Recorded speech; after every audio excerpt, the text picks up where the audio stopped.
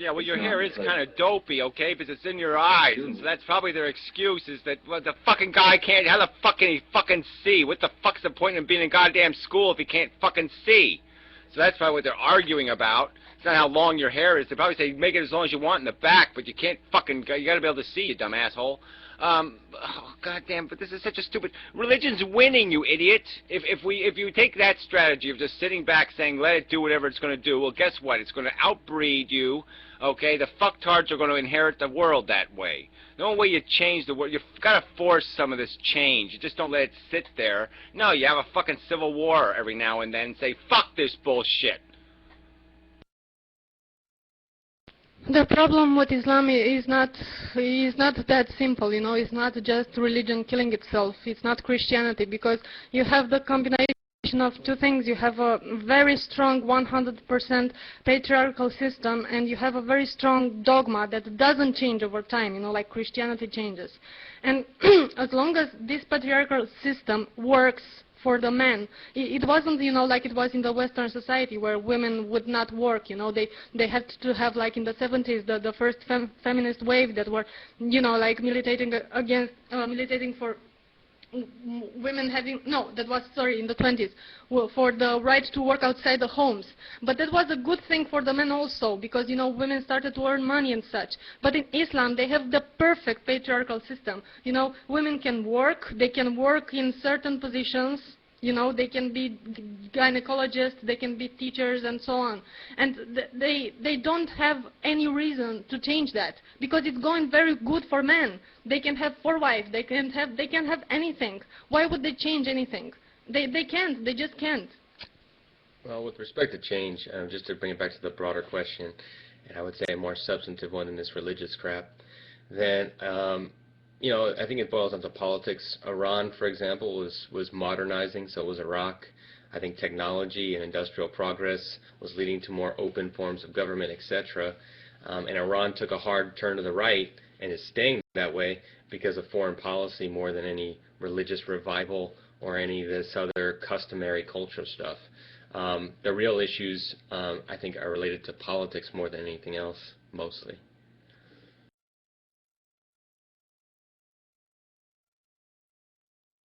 Yeah, well, that's a whole different subject. But whatever. Okay, fine. Change the subject. It's right in the middle of the subject. Back to the other political subject. But whatever. There still is this secular argument, and people who believe in the principle of it, there's just no reason to give this latitude to religion. It's just another hate philosophy, as you put it. You know, it's just another fucktarded. Whose mic's open? Hey, Bam, can you turn your mic off? Yeah, go ahead. I think he wants to talk. Bam, baby.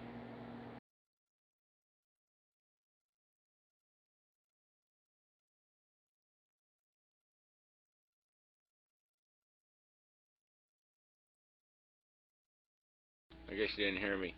Bam, baby, go ahead. Barham, baby. Well, Barham, I don't know how I'm supposed to see Barham in there somewhere.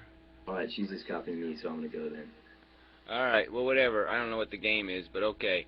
Dusty, then go ahead, Dusty, and then she'll stop. Oh, I get it. Jeez. People, see, now this is it. What the fuck are we even talking about anything for? People are so fucktarded. Shit. Go ahead, Dusty. Yeah, look, I think we're forgetting the context of the society that we actually live in America, because right now Christians are the majority and atheists are the minority. And a lot of people would say that it's offensive to have gay people parading down the street. But I'm not going to say that we should make gay clothing illegal or men should not be allowed to wear makeup just because it offends any kind of majority. I think that's very dangerous rhetoric to impose laws about appearance and, you know, free expression and clothing on a minority of, you know, of people in a society. They already exist, so it's a silly argument. The standards already exist. Clothing, seriously? And can't you see the difference between the arguments? Because we were talking about the hijab, who is oppressive to the person wearing it. As for the people who are opposing gay rights, you know that they are opposing the rights of the people who are actually would benefit from those rights. It's a total different concept. Okay, look, the one good argument I have heard for banning the hijab is that kids don't have any over what their fathers and mothers make them do. And so I don't think it's that offensive to make a soft law that says, for instance, in the public schools, children under 18 won't be allowed to wear the hijab during class hours. But I don't think that banning it from the entire society for all adults consenting, across every individual in all circumstances is a very wise idea. I don't, like I said, it's whatever. I don't think there's any unwiseness about it. I think it's rude to religion, and it should be. We should be rude to these forces that wish to suppress and oppress other people, and that's all these religions are about. It's about indoctrination. It's about propaganda. We know their techniques, that their whole point, this proselytizing crap, this we have to convert the world bullshit. They won't keep it in their own goddamn house, and that's where it belongs. So let me give you an example. What if somebody had a modified Klan uniform? Okay, so yeah, their face is cut out, and it's somebody like a silly little pointy hat that's white. They're wearing a white shirt, and it says, whatever, white is right. It says on it, white is right. So that guy works at fucking 7-Eleven, and I gotta buy a Coke from him, and I'm a black guy. What the fuck am I gonna do with that Coke besides throw it in the guy's fucking face? I mean, what the hell is the? This is just no good. I'm just saying this. It's a principle. It is no good to wear this shit on our sleeves.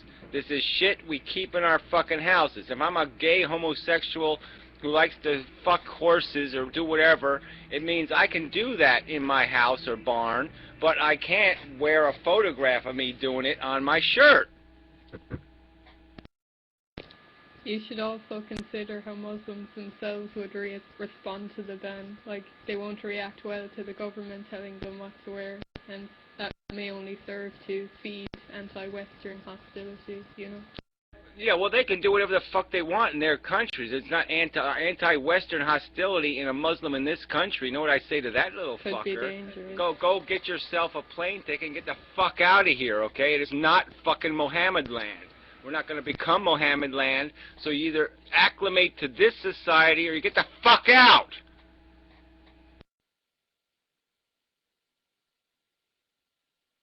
No, this is exactly why I wouldn't pass this law if I could. I would make, baby steps to it, like, not allowing it in schools, not allowing it at workplaces, like I said, in banks, I mean, if they get accustomed to the idea that they don't have to wear it everywhere, they would eventually give up on it.